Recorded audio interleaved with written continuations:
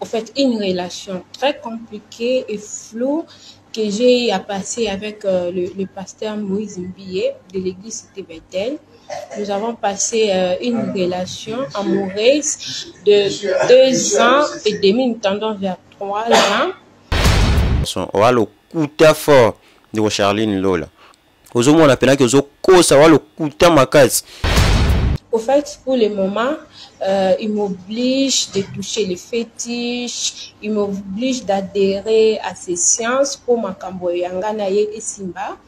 Et chaque nuit, il commence à me faire des apparitions ou dans le physique comme ça, il ne veut plus me voir. Son numéro, je ne sais pas, il commence à passer à quelqu'un d'autre. Et pour toi, ban amitié, boya ko sa biso ça va n'importe quoi na bino. Ya raté la preuve moko, bimisa ta preuve moko oyo peut-être la conversation na pasteur Moïse Mbiye et puis donc on rende peut-être au monde qui va connaître toi bazo baté toi mikolo makazi. Oko vanisa mikolo lo kwa biso te boto vanto landa vidéo na lokuta no zoko sabato. En tout cas, il me montre beaucoup de choses qu'il n'est pas un pasteur comme Ndengi Bukanisaka, il n'est pas un pasteur. Lui, c'est l'incarnation du Katier et d'Ingwe. Il se transforme en un serpent qui vomit de l'argent. Alors il dit pour ma Kamboyangana ici, je dois adhérer à ces sciences, je dois avoir ce serpent qui doit commencer à venir vomir l'argent chez moi.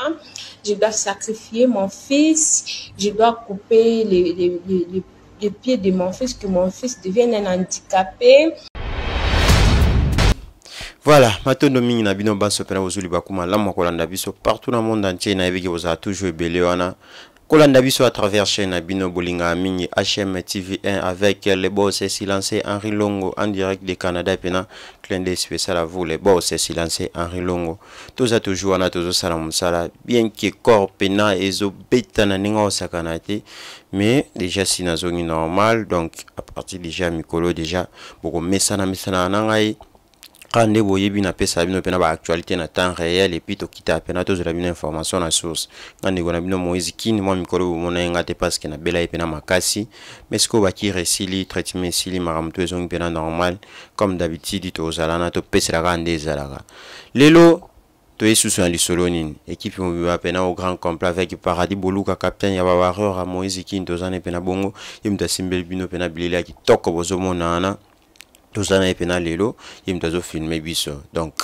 lelo to elibino susu na sabino papa mama oyo pena message déjà otala biso yo s'abonner à chaîne biso et puis na yo na s'abonner à chaîne biso message déjà otala biso chana telecommande assez o ka Moïse Kini ameme biso susu li soloni na mkola lelo Kishasa nde to loba ngombo keleng to lali to la muki boy to moni susu ndeko moko wa tu ko bima na réseaux sociaux to comprendre réseaux sociaux et comment nango place moko to ya ko régler ba compte na biso et comment nango tribune poto ya ko jija ba vie ya ba na réseaux sociaux to zo comprendre surtout na Congo ba congolais to lingini ni juste mais nga yebsa bino TV za radio te na radio za kalito yoki mais mi se monité na TV il faut pénalité yoka et puis misu et mon alors dans le bébélité de ça commentaire après dans roti kabino bolanda nanu image oyo Paradis Boluka azotila biso kuna na montage de komoko babenge bon na kombo ya ndeko Charline Lola alali ala muki abwaki vidéo na réseaux sociaux ayiko régler ba compte na pasteur Moïse Mbiye ndeko Charline Lola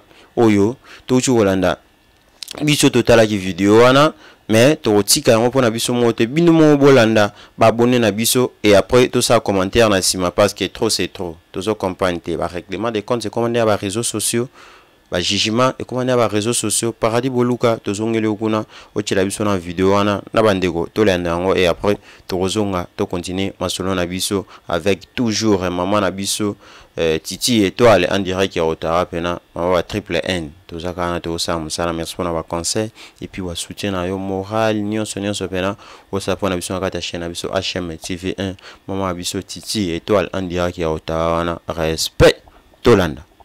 Bonjour le public, mon nom est Charlie Lola. Si je lance cet avis public, c'est parce que je vais me libérer d'une situation très compliquée. En fait, une relation très compliquée et floue que j'ai à passer avec le pasteur Moïse Mbié de l'église Cité Bethel. Nous avons passé une relation amoureuse de 2 ans et demi, nous tendons vers 3 ans, dans laquelle il s'est passé beaucoup de choses, en tout cas très floues, et ça devient de plus en plus flou. Au fait, pour le moment, il m'oblige de toucher les fétiches, il m'oblige d'adhérer à ces séances pour Makambo Yanganaye et Simba. Et chaque nuit, il commence à me faire des apparitions, ou dans le physique comme ça, il ne veut plus me voir. Son numéro, je ne sais pas, il commence à passer à quelqu'un d'autre, soit à son frère, soit à quelqu'un d'autre, il commence à cacher des identités. Mais la nuit, il m'oblige d'adhérer à ces séances. Il me fait des apparitions. Il vient coucher avec moi la nuit. Il se transforme en un serpent qui vomit de l'argent. Alors, il dit pour Makambo Yangana et Simba, je dois adhérer à ces séances. Je dois avoir ce serpent qui doit commencer à venir vomir l'argent chez moi. Je dois sacrifier mon fils. Je dois couper les pieds de mon fils, que mon fils devienne un handicapé.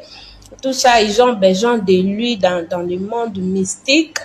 En tout cas, il me montre beaucoup de choses, qu'il n'est pas un pasteur comme Ndengi Bukanisaka, il n'est pas un pasteur. Lui, c'est l'incarnation du Katier et d'Ingwe. Il me dit beaucoup de choses. Alors, pour que Yangana et Simba, je dois adhérer à ces sciences occultes, beaucoup de choses. Alors, moi, je ne vais pas, parce que je ne vais pas, il commence à me menacer, il met ma vie en danger, il me bloque, il envoie déjà bloquer mes comptes dans mon service, il me crée des problèmes. Tout ça, alors, ça devient de plus en plus dangereux. Ma vie est en danger. La vie de mon fils est en danger. J'ai essayé d'aller le voir maintes fois pour qu'il me libère, qu'il me laisse tranquille. Je suis allée voir les anciens à l'église. Voilà. Merci bandeko batali bozaki wana bolandi pena vidéo wana na boke binyonso. Nazasir na biso na bino to découvrir ndeko Charline Lola wana. Bon, et le gozo salanga passe, c'est là on analyse pour ngana esa bino to sala wana te to loba so ki to saba base to créer ba polémique rien, mais to sala comme ça na biso biso to beta rapembe. De Charline Lola. To chu kolanda vidéo na boke binyonso. Au sali ba propos na yo au lobby au kokwa ko lobana que non pasteur Moïse Mbié ça fait déjà 2 ans et demi bozana ye bo vivana ye d'ailleurs ko to bozo ki na 3e année na bino, mais ça fait quelque temps à bengaye ayamba souti na téléphone ozulu quand même omonaye souti atayo mokoto zana ba réaliste na bandeko ba otala biso partout dans le monde entier. Est-ce que makamu yo uchikoloba soto bito ça pena analyse normale wana raison te ozomona pena que ozo kosa walo kuta makasi lo mon vie delix arlo pena lo ma double portion walo kuta fort de Charline Lola ndengo za pena wana totana vidéo pena o malam dans la porte-parole, le pasteur Moïse Mbié était la réserve de l'Éternel. N'assemble à peine l'église n'a été mais ça analyse aux normal. Deux ans, n'a pas cabelo non et kuba logo la mobikis. Pasteur Moïse Mbié a eu aligné de Charline Lola et après a commis qu'on s'abusait dans on où tu vois la vidéo et puis même surtout la vidéo au malam ozo beta na ku muno ozo mona ke ozo luka maloba ko loba to ça il logo mo ezaki monter pour fabriquer ndenge na bino. Oyo bima la télévision, oyo bima ba réseaux sociaux, o bana roluka o chamo sal na nzambe pression. Bible est sur auto JGT. Bible est sur auto JGT même parti ozolo baki ono abonga na kanguma ya sanzela kombo mama. Na ndenge pena osana wana ko talo pena bo. Nguma mwa bimelo na ndako bo. O tikala ka bongo, ozona panique na si o pika ta crise okufa. Et puis ozolo baki ono asenga makola mwana yo bo ba yeso na monde de ténèbres kuna basenga makola bato.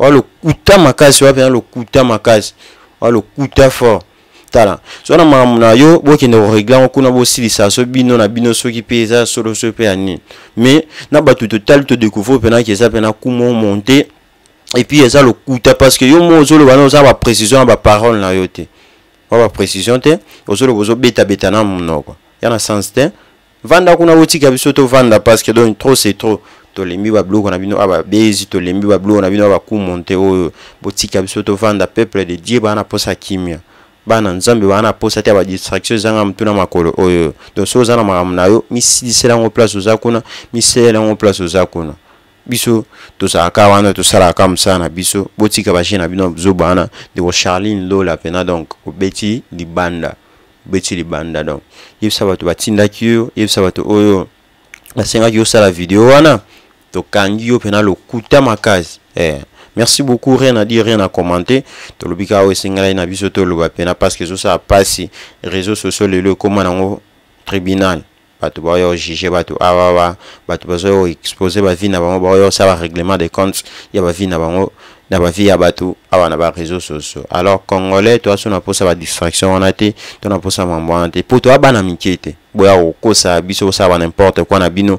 Deko na biso oyo non Eliane Bafeno.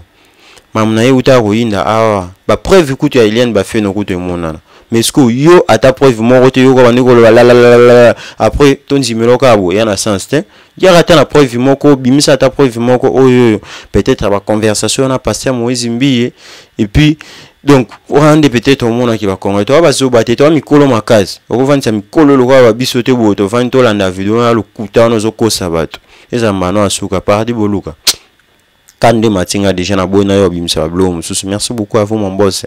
Un long pena clin d'œil spécial à vous et puis sans oublier pena maman na biso Titi étoile en direct qui a na pena. Donc coup de chapeau à vous mon ba triple N. Merci na pardi boluka nsima caméra. Ce qui est sur mel ko ya zongi le lota zongi lobité. Toko kutana na mikolo ezali ko ya ngande kwa bino moezikin na za toujours pour on la bino msala. Bien que corps zo déranger tozo bunda mais est-ce que ça va to zongeli pena avec force pays idéologie toujours to sala binoga msala ba numéro za fichona bo benga biso bo komela biso et puis surtout ba vidéo na biso bo commenter bo partager pena et sala biso kitoko makasi à suivre.